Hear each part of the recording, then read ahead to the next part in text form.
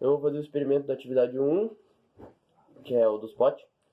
Então aqui eu tenho água gelada, água temperatura ambiente e água quente. Lá, tá? Vou botar durante 30 segundos. Tá bom. Agora vou botar no meio.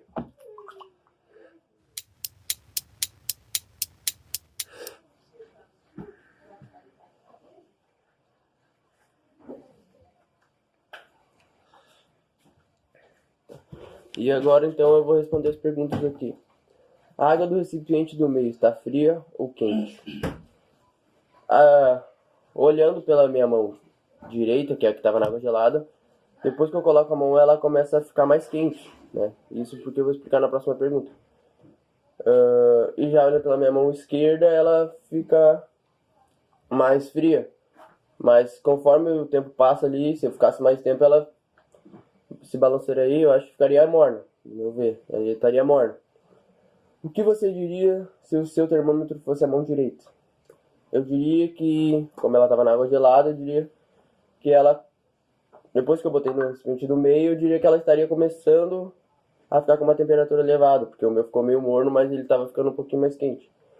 E se fosse a mão esquerda, que era a que estava na água quente, ela esfriou bastante. Então eu estaria tendo uma hipotermia, que é quando ela está com a temperatura mais baixa que o normal, certo? Você é capaz de determinar a temperatura da água? Precisamente não, e eu não tenho muita ideia de como que ficou a temperatura depois disso. O que é calor?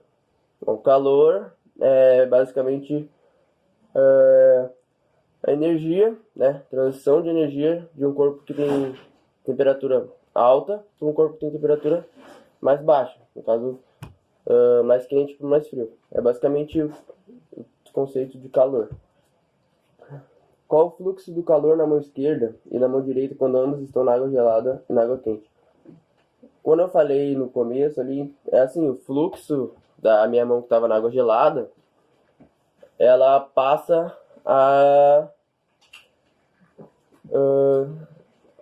basicamente, que assim, quando eu botei a minha mão que estava a temperatura ambiente, o calor que eu tinha nela, quando eu coloco na água gelada, a água gelada passa para minha mão e faz com que a temperatura dela baixe, entendeu?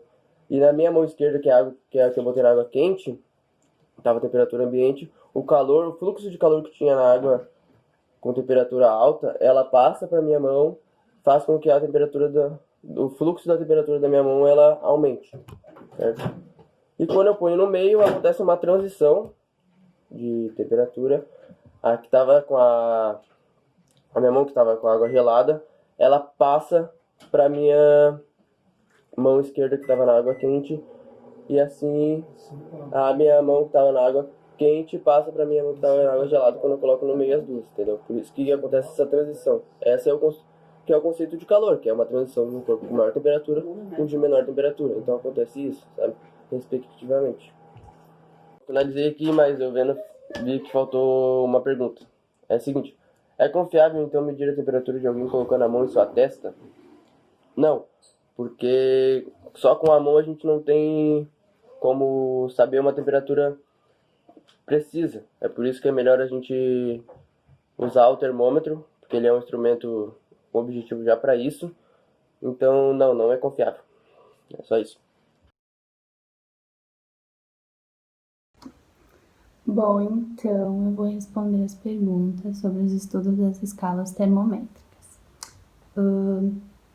Como a medida de temperatura é feita no restante do mundo? Bom, existem três tipos, né, de temperaturas que a gente pode considerar, que é o grau Celsius, Fahrenheit e Kelvin. Essas temperaturas, elas podem ser medidas por termômetro, também tem aquele equipamento de infravermelho ou medidor de superfície. Enfim, existem vários equipamentos que a gente pode medir essa temperatura. Daí, a gente tem uma questão. Helena estava em uma viagem a Londres e sentiu-se mal. Foi levada desacordada a um hospital. Horas depois, quando acordou, uma enfermeira lhe disse que quando ela chegou, a sua temperatura era de 105,8 graus. Que temperatura é essa? Bom, essa temperatura acredito que seja em Fahrenheit, porque ela é uma temperatura mais aproximada de graus Celsius. O Kelvin ele já é muito distante. Então acredito que 105,8 dá aproximadamente 41 graus Celsius, que é uma medida que pode se encaixar nesse caso. Então aqui a gente tem outra questão também. O médico, ao utilizar um termômetro clínico para determinar a temperatura de um paciente, percebe que a escala do seu termômetro estava apagada entre os valores de 35 graus Celsius e 45 graus Celsius. O médico, então, mediu o comprimento deste intervalo e encontrou 6 centímetros. Em seguida, mediu a altura da coluna de mercúrio correspondente à temperatura da pessoa, encontrando 2,4 centímetros. Qual a temperatura que estava o paciente? Então, aqui a gente pode fazer uma regra de 3, que foi o que eu fiz, acredito que eu tenha chegado mais ou menos no resultado, tá? Que se do 35 ao 45 são 10 graus. Se 10 graus equivale a 6 centímetros, 2,4 centímetros equivalem a quantos graus? E daí eu fiz uma regra de 3 e 2,4 centímetros equivalem a 4 graus. Então eu peguei o 35, que era o valor inicial ali, de onde o termômetro estava apagado, e somei com os 4 graus, e daí deu 39 graus Celsius. Acredito que seja essa a resposta. Depois a gente tem aqui a última questão, que é: a temperatura média do corpo humano é de 36,5 graus Celsius. Qual o valor dessa temperatura em Kelvin e na escala Fahrenheit? Como chegar a esses resultados? Então, em Kelvin, 36,5 graus Celsius equivale a 309,65 graus. Para a gente chegar nesse resultado, a gente soma o valor dos graus Celsius com 273,5, que daí a gente chega no resultado do Kelvin. E na escala de Fahrenheit, 36,5 graus equivale a 97,7 graus. E para a gente chegar nesse resultado, a gente faz os graus Celsius vezes 9 dividido por 5 mais 32, que daí a gente chega no resultado do Fahrenheit.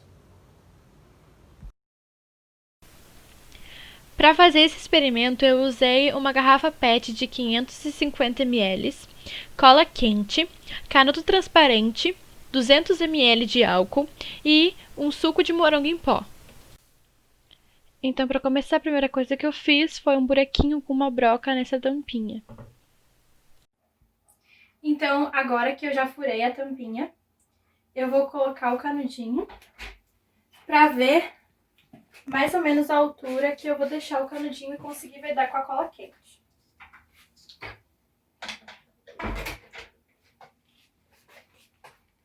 Acho que uma altura assim tá legal. Então agora eu vou vedar o canudinho com a cola quente. Então agora eu vou pegar a cola quente para conseguir vedar o meu canudinho.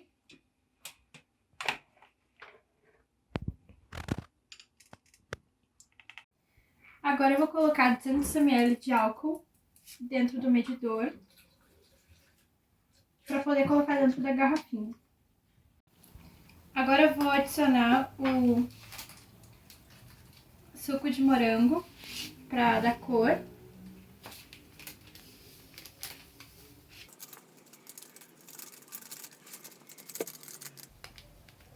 E agora eu vou misturar com uma colher.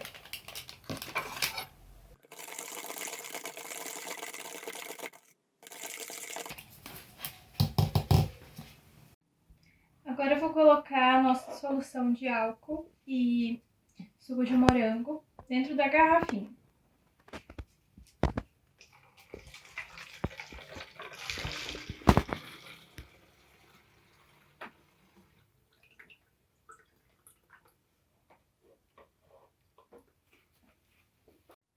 Agora que já secou a nossa tampinha, eu vou colocar ela na garrafa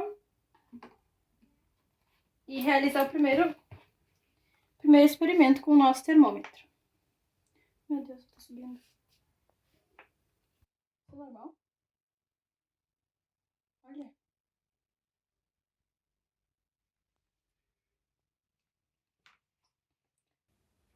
Agora a gente vai colocar uma água quente dentro de uma panela.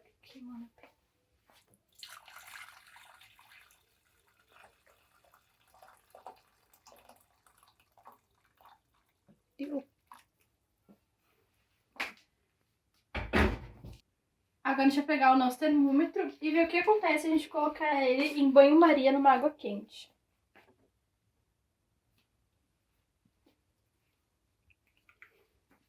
E foi nesse momento que eu vi que o negócio ia sair dentro do canudo e ia assistir toda a cozinha, minha mãe ia me xingar, então eu só tirei de dentro da panela.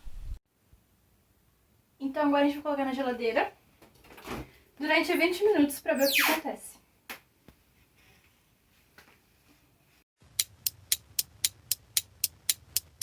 Então agora já deu os 20 minutos, a gente vai ver como é que ficou o nosso experimento.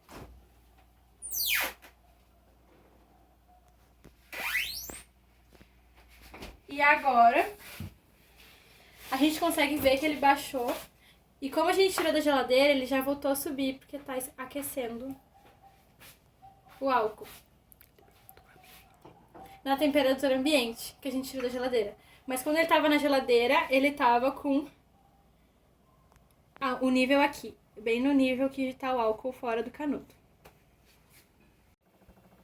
A gente colocou no congelador para mostrar que ele vai baixando conforme vai esfriando. Então, como ele tá no congelador agora, que não é uma temperatura ambiente, que é o freezer, ele tá baixando lentamente o nível do álcool. Então, depois da gente realizar o experimento, agora tem algumas perguntas para responder. A primeira é o que provoca a variação de coluna de álcool no canudo. E bem, isso acontece porque quando a gente aquece o líquido, o álcool, ele dilata, então ele se expande e acaba subindo pelo canudo. E quando a gente esfria, ele se comprime e ele desce. A segunda questão é sobre qual é a relação entre a altura da coluna e a temperatura que submetemos à garrafa. Então, quanto mais quente for a temperatura do que a gente está expondo o nosso termômetro, mais alto vai subir, porque mais o álcool vai se expandir. Então, a mesma coisa ao contrário. Quanto mais frio, mais ele vai se comprimir, mais ele vai descer. A terceira questão. Esse instrumento foi inventado por Galileu Galilei. Qual o nome dele? E é o termoscópio. A quarta pergunta. Qual a diferença entre esse instrumento e um termômetro? Bem, a maior diferença é que o termômetro ele é mais preciso em questão de unidade de medida, enquanto o termoscópio ele é para ter uma ideia de temperatura. Ele não é tão exato quanto o termômetro. Então, de modo geral, o termômetro ele vai quantificar essa temperatura, enquanto o termoscópio ele só vai indicar uma variação de temperatura, não quantificar essa variação. Agora, a quinta questão. Por que utilizamos água e não álcool? E isso acontece porque a água ela tem um grau de dilatação muito baixo, então ele não consegue ser tão perceptível quanto o álcool. No experimento que eu fiz, se tivesse dado álcool, a gente não ia poder ver essa grande diferença de temperatura, porque a água ela não tem um grau que indica isso de uma forma tão explícita. Já o álcool sim, por isso que a gente utilizou o álcool. Outra coisa que eu esqueci de mencionar é que quando a gente utiliza água e essa água entra em estado de ebulição, ela ia aumentar a pressão interna, então poderia quebrar o nosso termoscópio, então por isso que também não se usa água. Termografia. A termografia é um tipo de exame que utiliza de aparelhos e tecnologias que são capazes de detectar a diferença de temperatura do nosso corpo. Ou seja, ele processa essas informações e transforma o nosso corpo em algum tipo de gráfico que detecta a diferença de temperatura em determinadas regiões. Isso é feito para a detecção de algumas doenças, como o câncer de mama, que pode ser detectado numa fase muito inicial, ajudando na recuperação. Então, como o antiácido age no nosso corpo? O antiácido, quando ingerido, ele chega, ele chega ao cérebro por meio da corrente sanguínea. Então, quando ele chega ao cérebro, ele inibe as enzimas COX-1 e COX-2, o que desestimula a produção de prostaglandina. E esse hormônio ele é responsável pelo controle da temperatura do corpo. Então, o nosso organismo tende a baixar a temperatura com a menor produção desse hormônio. Tipos de doenças que causam febre. Bom, normalmente o que causa febre é a infecção por vírus e bactérias, porque daí o nosso corpo ele eleva a temperatura, porque por volta dos 39, 40 graus esses parasitas são incapazes de se reproduzir ou até morrem. Mas ele pode ser causado também por hemorragias ou tumores.